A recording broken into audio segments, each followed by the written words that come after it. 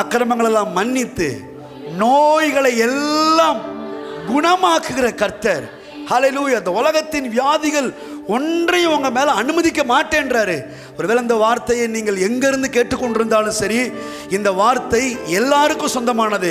எப்படிப்பட்ட வியாதியா இருந்தாலும் சரி. நம்ம என்ன சொன்னா, சுகரு பிரஷர்ன்றது உலகத்துல இருக்குதுங்க, எல்லாத்துக்கும் வர்றது நமக்கு வரத்தாங்க செய்யும். நம்ம அந்த சுகருக்கும் பிரச்சனைக்கும் சப்பக்கட்டு கட்டிட்டு சரியா சாப்பிடாம கூட தவிச்சுட்டு கிடக்கிறோம். கர்த்தர் சொல்றாரு, நீ சம்பூரணமாய் சாப்பிட்டு திருப்தி அடைவாய், உன் தேசத்துல நீ சுகமாயிருப்பாய். ஹல்லேலூயா. ஏன் கேட்டா, நீங்க சாப்பிடுற சாப்பாடை அவர் ஆசீர்வதிக்கிறார். அப்பத்தையும் தண்ணீரையும் ஆசீர்வதிப்பேன். வியாதியை, அந்த வியாதியில சுகர் இருக்கு, பிரஷர் இருக்குது, வகுத்து பிரச்சனை இருக்குது, வாயு பிரச்சனை இருக்குது, தலை முதல் கால் வரைக்கும் இந்த சரீரத்தில் என்னென்னலாம் பிரச்சனை இருக்குதோ அந்த எல்லா பிரச்சனையும் சேர்த்து வச்சு இப்படி சொல்றாரு, கர்த்தர் சகல நோய்களையும் உன்னை விட்டு விலக்குவார், உன் ஆயுசு நாட்களை பூரணப்படுத்துவார். நீ சம்பூர்ணமாய் சாப்பிட்டு உன் வீட்டில் சந்தோஷமாய் ஆரோக்கியமாய் குடியிருப்பாய். இந்த வார்த்தைகளை அப்படியே ரிசீவ் பண்ணீங்கன்னா, அதை அப்படியே விசுவாசிச்சீங்கன்னா, வியாதிகள் விலகுவதை காண்பீர்கள், சுகவீனங்கள் விலகுவதை காண்பீர்கள், சுகமாயிருப்பீர்கள். கர்த்தர் எவன் ஒருவனுக்கு சம்பத்தை, ஐஸ்வர்யத்தை, நன்மையை கொடுக்கிறாரோ அதை அனுபவிக்கிறதற்கான அனுகிரகத்தையும் அவரே கொடுக்கிறார். எல்லா நன்மையும் கொடுத்துட்டு அனுபவிக்க போற நேரத்தில் வியாதி அப்படின்னா நான் சொல்றேன், ஏற்றுக்கொள்ளாதீங்க. அது தேவன் அனுமதிச்சது கிடையாது. என்ன வியாதி வேணா இருக்கட்டும். அநேகர் சொல்றாங்க, ஆண்டவர் இந்த வியாதியை கொடுத்து உங்களை அப்படியே பரிசுத்தமா நடத்த விரும்புறாரு. இல்ல, உங்களை பரிசுத்தமா நடத்துறதுக்கு கர்த்தருக்கு வியாதி தேவையில்லை, அவருடைய ரத்தம் தேவையா இருக்கிறது. இயேசு கிறிஸ்துவின் ரத்தம் தான் நம்முடைய சகல பாவங்களை நீக்கி சுத்திகரித்து நம்மளை பரிசுத்தமாக்குவதை தவிர வியாதி எந்த மனுஷனையும் பரிசுத்தமாக்குவது இல்லை. ஒருவேளை வியாதி இன்னைக்கு பெந்தெகோஸ்தே சபை சொல்றது போல எல்லாத்தையும் பரிசுத்தமாக்கும்னா, உலகத்தில் எத்தனையோ பேர் வியாதியா இருக்காங்களே, அவங்கெல்லாம் தேவன் பரிசுத்தவான்னா சொல்றாரு? இல்ல. ஏன்னா பரிசுத்தத்துக்கும் வியாதிக்கும் சம்பந்தமே இல்லை. என்ன சொல்ல போனா, பரிசுத்தமாக்கினதே எதுக்கு தெரியுமா? வியாதி இல்லாமல் வாழுவதற்காகத்தான். ஹல்லேலூயா. அக்கிரமங்கள் எல்லாம் ஏன் மன்னிச்சார் தெரியுமா? நோய்கள் எல்லாம் குணமாக்குவதற்காக. கையை தட்டுங்கன்றே. அக்கிரமங்களை மன்னித்து உங்களை பரிசுத்தமாக்கினதின் நோக்கமே ஆரோக்கியமாய் வாழ வைக்கிறதுக்கு தான். அப்புறம் என்ன ஆரோக்கியமாய் வாழ வைக்கிறதுக்கு வியாதியை தர்றாரு? பரிசுத்தமாக வாழ வைக்கிறதுக்கு கிடையாது. அப்படிலாம் கிடையாது. உங்க பரிசுத்தத்துக்கும் வியாதிக்கும் சம்பந்தமே இல்லை. இன்னைக்கு சொன்ன அந்த வார்த்தையை அப்படியே எடுத்துட்டு போய் சொல்லுங்க, நான் சம்பூர்ணமா சாப்பிட்டு திருப்தி அடைவேன், சுகமாயிருப்பேன். அவர்தாமே என்னுடைய நோய்களை எல்லாம் ஏற்றுக்கொண்டு எனக்காக அடிக்கப்பட்டார், என்னுடைய வியாதிகளை சுமந்தார், என்னுடைய வியாதிக்காக அவர் சிலுவையிலே வியாதி ஆனார்.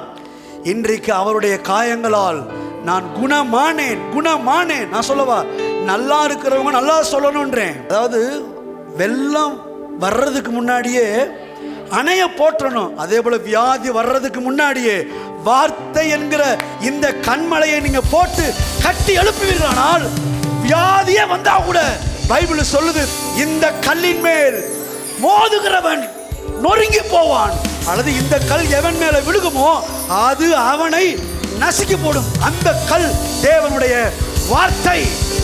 வார்த்தையை பேச பேச பேச, வார்த்தையை சொல்ல சொல்ல சொல்ல நீங்க என்ன தெரியுமா பண்றீங்க? சுத்தி வருகிற வெள்ளத்துக்கு அணை கட்டி கொண்டிருக்கிறீர்கள். சுத்தி இருக்கிற வியாதிகளுக்கும் தீமைகளுக்கும் இடம் கொடுக்காதபடிக்கு நீங்கள் சுற்றி வேலி அடைத்துக் கொண்டிருக்கிறீர்கள் வார்த்தையினால. அப்படி வேலி அடைக்கப்பட்ட அந்த வீட்டுக்குள்ள வியாதி நுழையவே முடியாது. பைபிள் சொல்லுது, பாதாளத்தின் வாசல்கள் அந்த கல்லை மேற்கொள்ள முடியாது.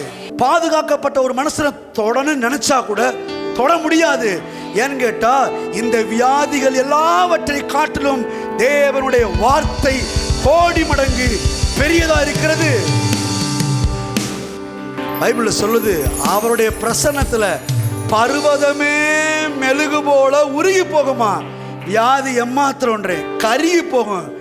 எழுதி வச்சுக்கோங்க, உங்க சரீரத்தில் இந்த வியாதி இருந்துச்சு என்ற அடையாளமே இல்லாத அளவுக்கு தேடினா கூட காண மாட்டீங்க.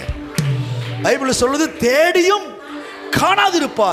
தேவனுடைய வார்த்தையை விசுவாசிக்கிற உங்களுக்கு முன்னாடி எதுவுமே பெருசா நிற்க முடியாது. பைபிள் சொல்லுது, தேவனால் பிறப்பதெல்லாம் உலகத்தை ஜெயிக்கும். உங்கள் விசுவாசமே உலகத்தை, வியாதியை, தரித்திரத்தை, வறுமையை ஜெயிக்கிற ஜெயம். கர்த்தர் உங்க மேல தயவுள்ளவரா இருக்கிறாருங்க. எங்க ஒரு பெத்த தகப்பேன் தான் பிள்ளை மேல அன்பா இருக்கிறேன்னு சொல்லிட்டு அவன் வியாதியா இருக்கிறத பார்த்துட்டு சும்மா உட்காந்துருந்தான்னா அவன் அப்பனே கிடையாது. அவனுக்கு இருதயமே இல்லைன்றேன். பிள்ளைக்கு முடியலன்னா அப்பாவுக்கு துடிக்குதா? பைபிள் சொல்லுது, பொல்லாதவனாகிய நீயே உன் பிள்ளை வியாதியா இருக்கும்போது இப்படி துடிக்கிறீன்னா உன் பரம பிதாவானவர் அதை விட அதிகமாய் துடிப்பார். நீ வியாதியா இருப்பதை அவர் விரும்புகிறதில்லை.